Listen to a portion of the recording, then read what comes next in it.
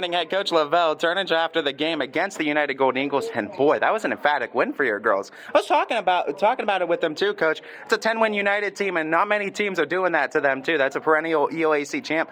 What was working for your girls in today's game? I think the biggest thing for us was our defense. That's something we live and die on, and so I take pride in playing defense the right way. So I knew after a few times we get a few steals, defensive rebounds, and we push it in transition. We can execute the right way out of transition, and so the biggest thing I was just proud of them.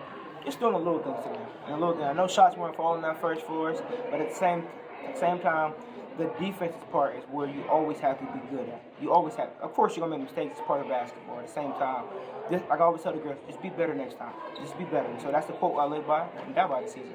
We have co-players of the game in today's contest, and one of them because of the defense. Meredith Gray had 14 points, but it was more her defense in today's game that gets her those honors. Feels like she was in every passing lane. She got her hands on so many balls and got plenty of steals.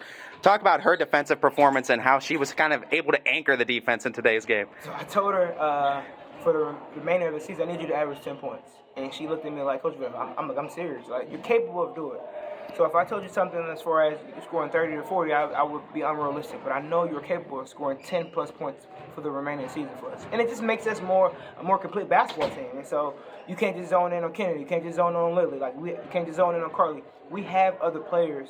I'm just waiting for them to come out the shell and be that basketball player I need them to be. You talk about that one player that's always been consistent for you, Lily Scott, another great game for her, 19 points. You talk about consistency in this sport. It's so hard to find. Talk to me about how it's just kind of a blessing having Lily Scott game in and game out for you. I constantly remind myself I'm going to miss her big time next year.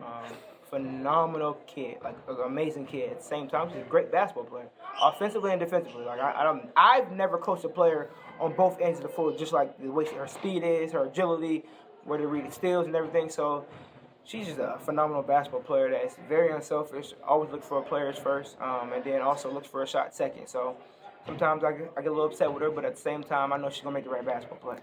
You talk about pushing your record now over the 500 mark. You girls are 8-7. What does that feel like for you and the coaching staff? How do you guys keep it rolling now with Louisville coming to town? The biggest thing is just taking one game at a time. So just coming in next day of practice and executing the right way, getting prepared for Louisville. It's a great program, Division I, and so we're looking to see what we're made of. So it should be very interesting. Big win for the Irish today. They're 8-7 on the season. Catch them again next Saturday in an afternoon host against the Louisville Leopards. Coach LaVell Turnage following the win.